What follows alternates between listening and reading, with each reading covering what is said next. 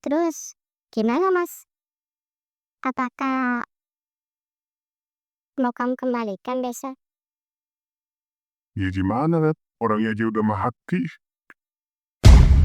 Selamat datang di Mafia Astral.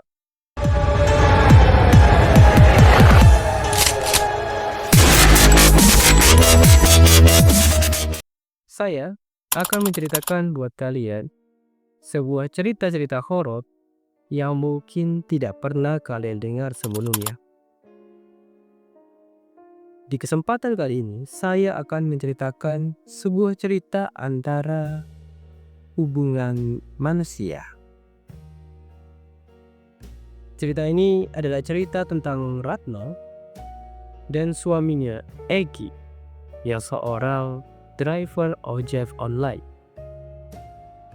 Ratna dan Egi adalah seorang pasangan yang memiliki seorang anak.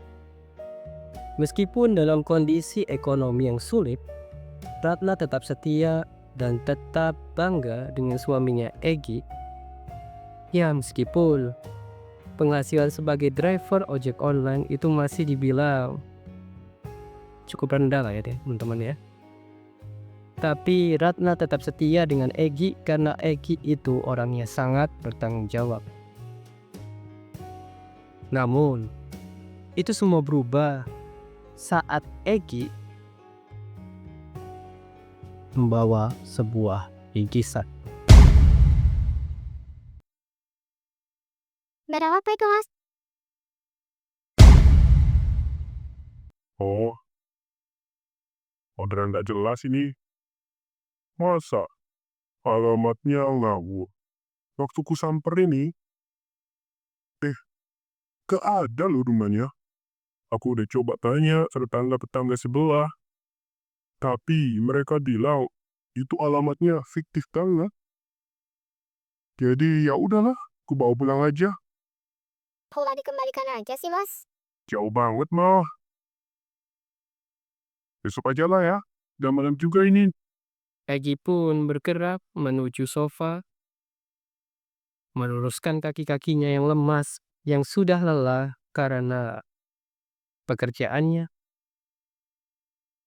Dan Ratna sambil menghela nafasnya, dia pun menuju dapur untuk menyiapkan kopi untuk suaminya tercinta.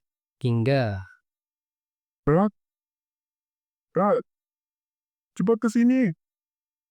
Ratna bergerak menuju ke suaminya yang sedang menonton TV. Ada apa Mas? Kenapa? Lihat, Rat. Ini orang yang tadi menyuruhku mengirimkan bungkusan ini. Lihat, dia terbunuh. Ratna dan Egi melihat orang yang telah mengorder Egi untuk mengirimkan bungkusan itu ternyata telah meninggal dunia. Dalam berita itu juga ditunjukkan bahwa pria tersebut meninggal karena pertengkaran dengan kliennya. Di berita itu juga ditunjukkan bahwa pria pengorder tersebut memiliki latar belakang sebagai pemilik barang kuno atau barang antik. Seperti toko-toko antik gitulah teman-teman. Egi pun mulai berpikiran yang aneh-aneh. Dia merasa penasaran dengan bingkisan yang dia bawa. Egi pun mencoba untuk membuka bingkisan itu. Anjir. Kaset doang. Loh Mas, kok masih ada ya kaset kayak gitu? Tulisannya primadona lagi. Siapa itu Mas primadona? Egi merasa penasaran dengan kaset itu. Dan kaset itu seharusnya sudah tidak diproduksi lagi dan sudah terlalu lama lah ya untuk era-era saat ini. Kita masih punya Walkman nggak sih? Yang dulu pernah aku belikan bapakmu. Ratna pun coba masuk ke dalam kamarnya dan mencari. Ini ada mas. Egy pun dengan sikap dan sigapnya, dia langsung mencoba untuk mengeplay kaset tersebut. Kaset dengan tulisan primadona itu. Egy pun menggunakan Walkman dan juga headset ya. Dan cepatlah headset ditaruh di telinganya. Ia sambil mendengarkan apa sih sebenarnya isi dari kaset tersebut. Wow. Ini sepertinya lagu yang sangat merdu lah. Egy menggeleng-gelengkan kepalanya seakan dia menikmati lagu tersebut. Terus gimana mas? Apakah mau kamu kembalikan besok? Ya gimana, Red? Orangnya aja udah mati. Egy pun masuk ke dalam kamarnya sambil tetap mendengarkan lagu tersebut. Keesokan harinya, waktu Egy mau berangkat kerja, Ratna melihat Egy masih tetap saja tuh memakai headsetnya dan Walkman-nya untuk mendengarkan lagu dari si primadona. Masih pakai itu? Iya nih, lagunya enak. Jadi bikin tambah semangat. Egy pun berlalu dan Ratna itu mulai curiga. Seakan-akan itu jadi sebuah pertanda bahwa akan muncul masalah besar setelah ini.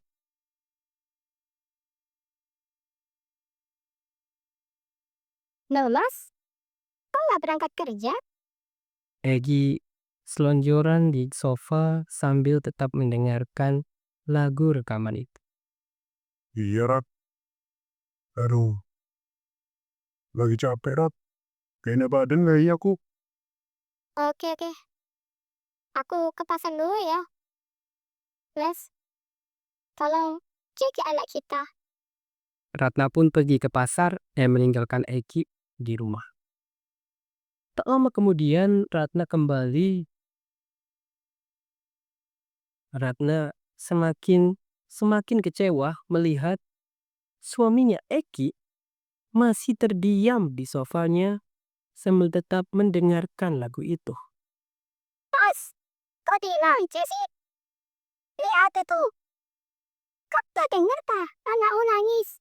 Kenapa kamu datang ke sini sih? Dengerin lagu itu, dengerin kamu itu. Egy tidak menghiraukan Ratna dan tetap saja dalam posisinya. Ratna semakin kecewa dan Ratna semakin tidak tahu harus apa. Karena setelah hari itu, Egy semakin malas untuk bekerja. Egy menjadi berubah. Egy menjadi seorang suami yang pemalas, yang bahkan tidak mau bekerja lagi. Hingga Ratna melakukan pekerjaan apapun untuk membiayai hidup keluarga ini. Hidupnya, hidup anaknya, bahkan untuk hidup Egy sendiri. Ratna terkadang masih terbantu dengan bantuan sedikit finansial dari orang tuanya. Yang mana Ratna masih tinggal bersama orang tuanya juga. Hingga suatu hari, Ratna melihat ayahnya, ayah dari Ratna, bertengkar dengan Egy.